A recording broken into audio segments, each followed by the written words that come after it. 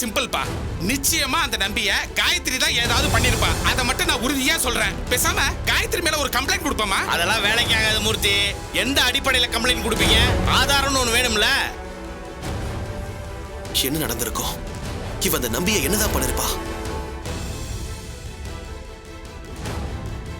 நீ அந்த நம்பிக்கிட்ட உண்மையை சொன்ன, அவன் உணர்ச்சி வசப்பட்டிருக்கா. உடனே என்ன நடந்திருக்கும் யோசிடா. நீ சொன்னது உண்மைதான்னு அந்த மரமண்ட நம்பிக்கை புரிஞ்சிருக்கும். நேரா வீட்டுக்கு போயிருப்பான். போனவன் காயத்ரி மேல கோவப்பட்டிருப்பான். காயத்ரிக்கு கோவம் வந்தா என்ன ஆகுன்னு யாருக்கு தெரியும்? ஆக மொத்தம் இந்த விஷயத்துல நிச்சயம் அவனுக்கும் காயத்ரிக்கும் பெரிய தகராறு நடந்திருக்கணும். தகராறு முடிவுல என்ன ஆயிருக்கும்?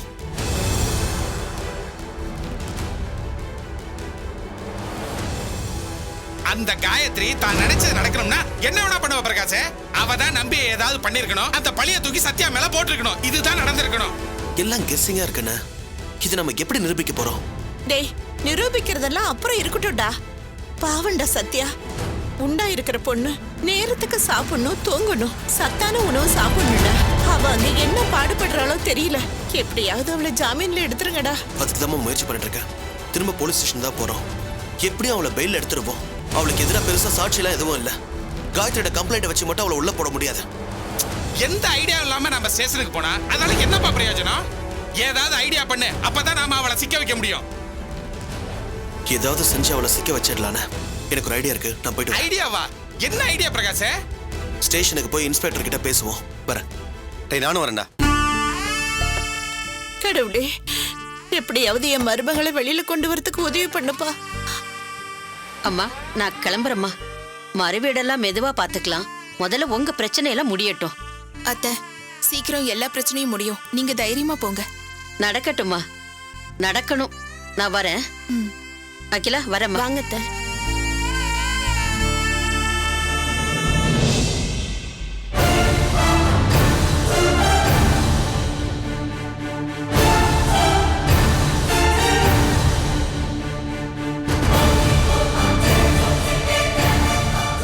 யானை இருந்தாலும் 1000 பொண்ணு, செத்தாலும் 1000 பொண்ணுங்கிற மாதிரி நம்பி போனாலும் நமக்கு தான் லாபம். சரி, வீட சுத்தமா கிளீன் பண்ணிட்டியா? சூப்பரா கிளீன் பண்ணிட்டேங்கா. அந்த பிரகாஷோட அடுத்த குறி நம்ம வீடா தான் இருக்கும். அதுக்கு நாம எப்பவும் தயாரா இருக்கணும். அப்போ அந்த குழியை அவன் கண்டுபிடிச்சிட்டான்னா? கண்டுபிடிக்க முடியாது. அந்த நம்பிக்கை எனக்கு இருக்கு. அக்கா, அவங்க வந்துட்டாங்க போல இருக்குக்கா.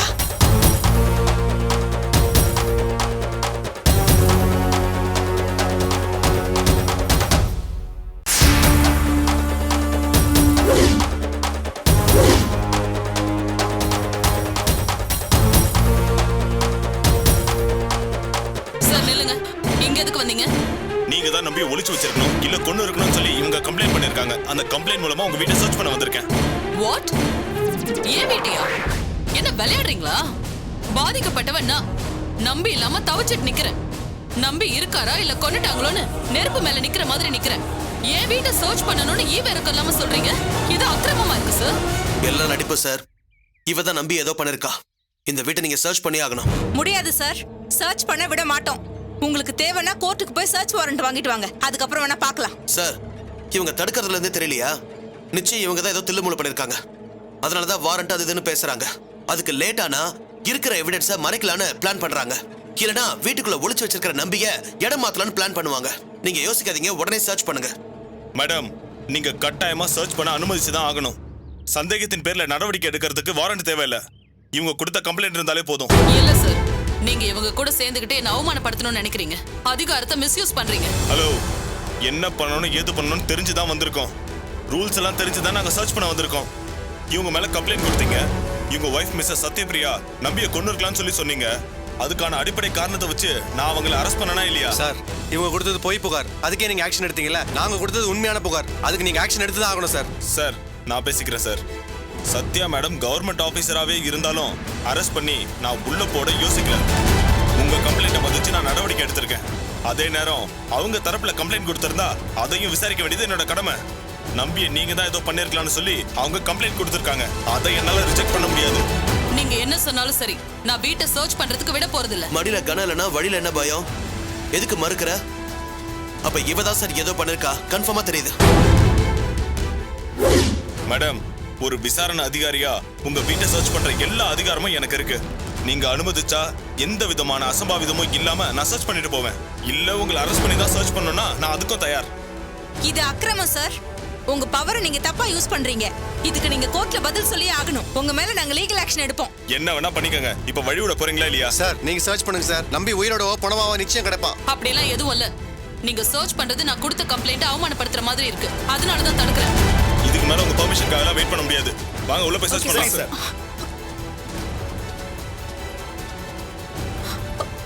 அக்கா,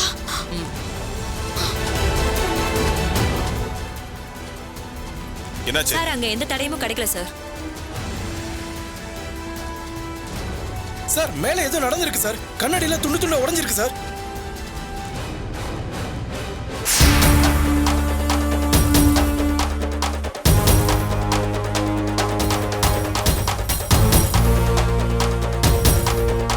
சார் சார் இதோ கிடக்குது பாருங்க சார். இதோ சார்.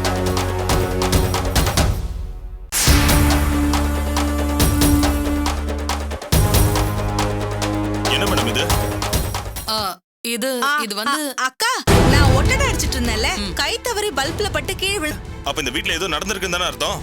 சார் படிக்கட்டு கீழே க்ளீன் பண்ணிட்டு இருந்தேன். அப்ப சின்னதா அடிபட்டுருச்சு. அவ்வளவுதான். சார் மேல கரடி உடைஞ்சிருக்கு, இவன் தலையில காயம் ஏற்பட்டிருக்கு, நம்பி வேற காணோம்.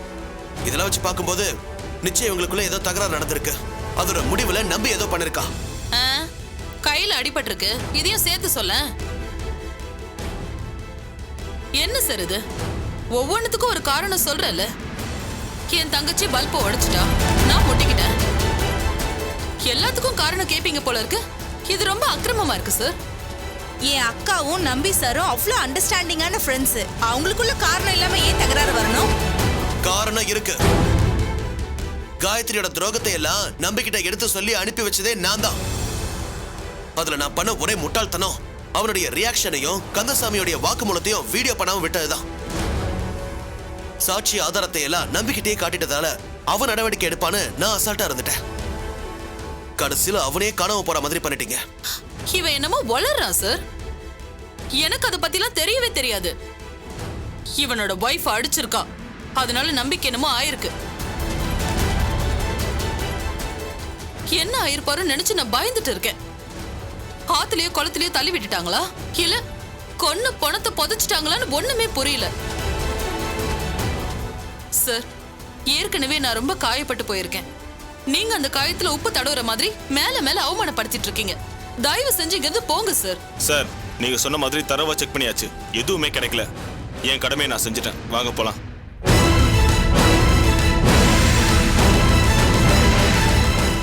இன்னும் என் பர்ஸ் மட்டும் தான் செக் பண்ணல. வேணும்னா அதையும் செக் பண்ணிக்கோங்க.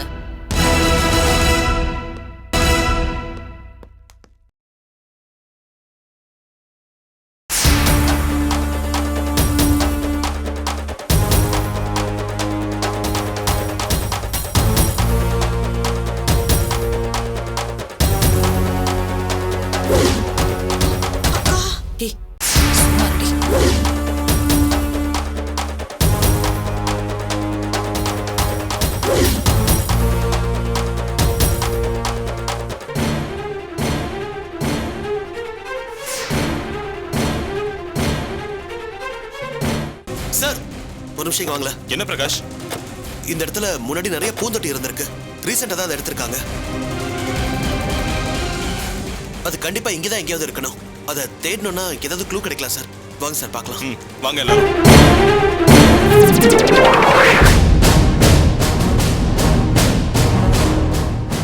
இருங்க, அதான் தேடிட்டீங்கல்ல, மறுபடியும் எங்க போறீங்க? வீட்டுக்குள்ள தானே தேடணும், சுத்தி தேடல. அதான்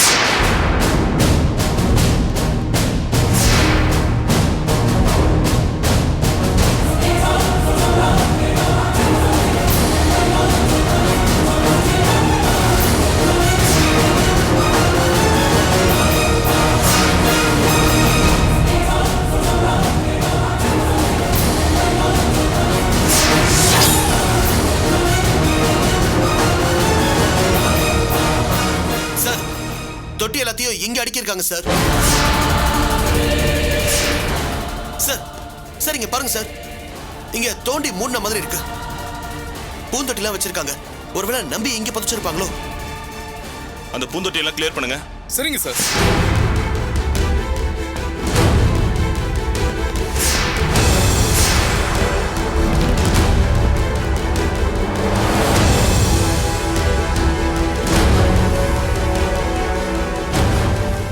என்ன நடக்குதுங்க? இந்த இடத்த தோண்ட போறோம். நான் இங்கெல்லாம் தோண்ட விட மாட்டேன். எதுக்கு தோண்ட விட மாட்டீங்க? சார் கன்ஃபார்மா சொல்றேன், நம்பியை இங்கதான் புதைச்சிருக்கணும். என்ன வீட்டுக்குள்ள தேடி என்ன அவமானப்படுத்துறீங்க? இப்ப இங்க தோண்டி என்ன அசிங்கப்படுத்தணுமா? நான் தோண்ட விட போறது இல்ல. எதுக்கு டென்ஷன் ஆகுற? பாத்தீங்களா சார், நிச்சயமா ஏதோ நடந்திருக்கு. சார் நீங்க தோணுங்க சார். இல்ல, நான் விட மாட்டேன். மேடம், இப்ப நீங்க விடலனா நான் மோப்பனாய வர வச்சு செக் பண்ணி தோண்ட வேண்டியிருக்கும். சார் இதுக்கு எதுக்கு மோப்பனா இல்ல, நாமளே தோண்டிடலாம் சார். நீங்க விளங்க, நீங்க தோண்டுங்க. Okay sir.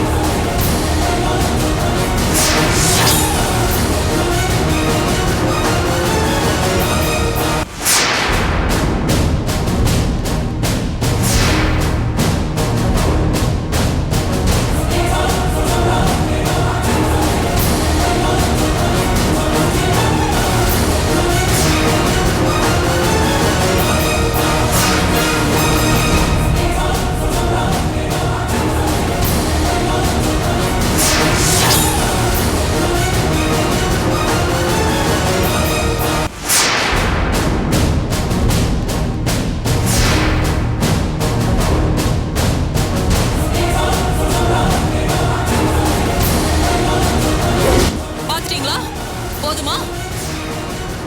உள்ள எதுவுமே இல்லைன்னு தெரிஞ்சிருச்சுல. இன்னும் எந்த விதத்துல என்ன அசிங்கப்படுத்தணும்னு பாக்குறீங்க? வேணும்னா வீட்டு காம்பவுண்ட் முழுக்க தோண்டி பார்த்துட்டு வாங்க.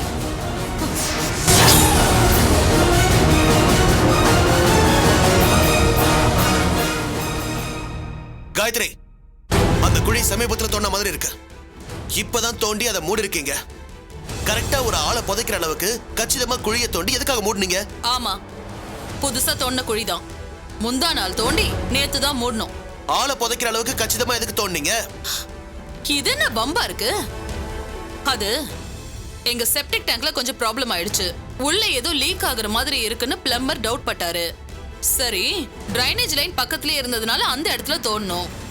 கரெக்டா கீழே பாறை வந்துருச்சா, வேலையை நிறுத்திட்டு மறுபடியும் மூடிட்டோம். இதுக்கப்புறம் வேற இடத்துல தோண்ட போறோம். காரணம் போதுமா?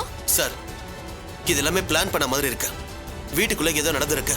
நிச்சயம் வீட்டை இவங்க அவசர அவசரமா சுத்தப்படுத்திருக்காங்க. இந்த குழிக்கான காரணம் நம்புற மாதிரி இல்ல.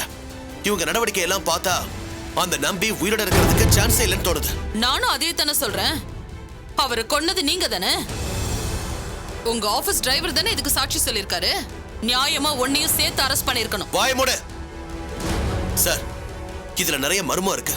இதுல இருக்கிற உண்மையை நீங்க தான் விசாரிக்கணும். அதெல்லாம் அப்புறம் பண்ணிக்கலாம்.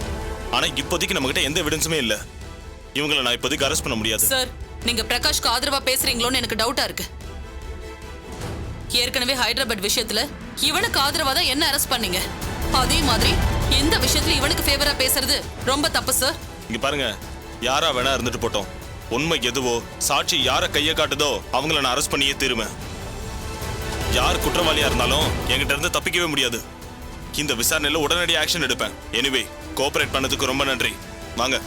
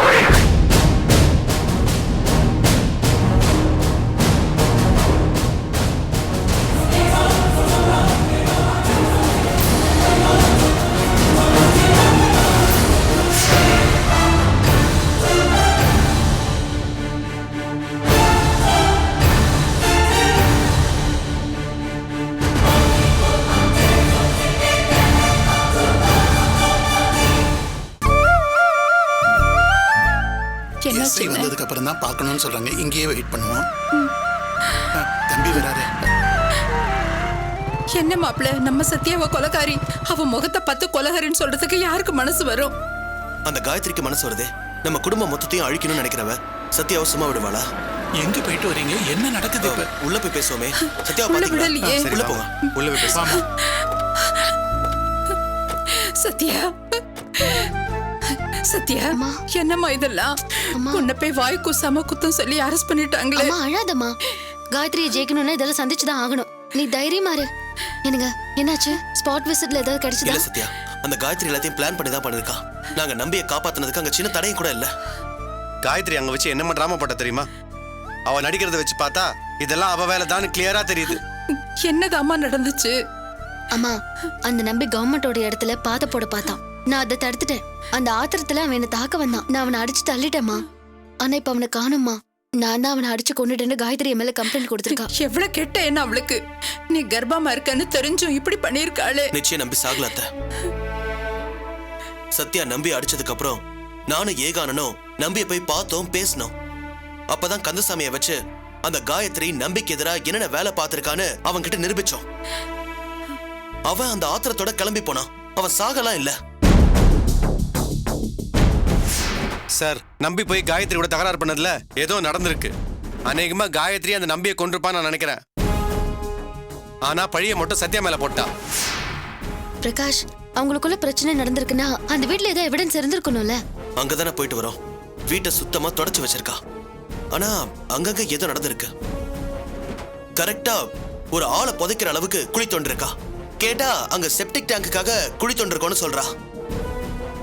செப்டிக் டேங்குக்கு என்ன 6 அடிக்கு 2 அடியா குழி தோண்டுவாங்க? என்ன அக்கிரமமா இருக்கு? எஸ்ஐ அத நம்பிட்டா வந்தாரு. அவ நம்புற மாதிரியே சொல்றா சார். அதான் இப்ப பிரச்சனையே. நாங்க வீடு ஃபுல்லா தேடியாச்சு. அங்க நம்பி இருந்ததுக்கான தடையுமே இல்ல சார். ஹால்ல பெருசா நம்பியோட போட்டோவை மாட்டி விளக்கேத்தி வச்சிருக்காங்க. அது கூட நம்மள தசை திருப்பறதுக்காக அவ செய்யற நாடகம்னு தெரியுது. அடுத்தது நீங்க என்ன பண்ண போறீங்க? நம்பி வெளியே வரணும். இல்ல நம்பி இங்கதான் இருக்கான்னு ஆதாரப்பூர்வமா தெரியணும். அது தெரியற வரைக்கும் சத்யா இந்த கேஸ்ல இருந்து வெளியே வரவே முடியாது. ஐயோ, அப்ப என் பொண்ணு ஜெயிலுக்கு போக வேண்டியதானா? அத்தை, பயப்படாதீங்க. வக்கீல் கிட்ட பேசிருக்கேன். அவர் ஈஸியா வெளியெடுத்துலான்னு சொல்லிருக்காரு. சத்யாவை நிச்சயம் ஜாமீன்ல எடுத்துருவோம். இந்த நிலைமையிலேயே உனக்கு இப்படி எல்லாம் நடக்கணும்? பாரு, சத்தியத்தையும் தர்மத்தையும் நீ நம்புறியோ இல்லையோ, ஆனா நான் நம்புறேன். அந்த நம்பியை நான் அடிச்சது உண்மை, அவன் சாகலைங்கிறதும் உண்மை. இந்த 2 உண்மையும் சேர்ந்து நிச்சயமா என்ன காப்பாத்துமா. அதை நீ நம்பு. உன்னுடைய வார்த்தை தான் நானும் நம்பிட்டு இருக்கேன் சத்யா. மேடம், இருக்கிற எவிடன்ஸை வச்சு எஃப்ஐஆர் ஃபைல் பண்ணியாச்சு. உங்களை உடனே கோர்ட்ல ப்ரொடியூஸ் பண்ணி ரிமாண்ட் பண்ணி ஆகணும் மேடம். சார், நான் அட்வொகேட்டை வர சொல்லிருக்கேன். சார், அவர் வந்தாலும் நேரா கோர்ட்டுக்கு தானே வரணும். அங்கேயே வர சொல்லிடுங்க. வேற வழியே இல்ல. நான் உங்களை கோர்ட்டுக்கு இன்னும் கொஞ்சம் டைம் கொடுத்தீங்கன்னா. என்னங்க, அவரோட கடமையை தானே அவர் செய்யறாரு. நாமளும் கவர்மெண்ட் ஸ்டாஃப்ஸ் தானே. அவரை நாம புரிஞ்சுக்காம வேற யார் புரிஞ்சுப்பா? நீங்க போய் அட்வொகேட்டை பாருங்க. வாங்க போலாம். சத்யா, நீ ஜெயிப்பம்மா. ஜெயிச்சு வெளியில வருவ. என் பொண்ணுக்கு என்னைக்குமே தோல்வி கிடையாது. அம்மா, அந்த நம்பிக்கை எனக்கு இருக்குமா. உங்களுக்கும் இருந்தா சந்தோஷம். தைரியமா இருமா.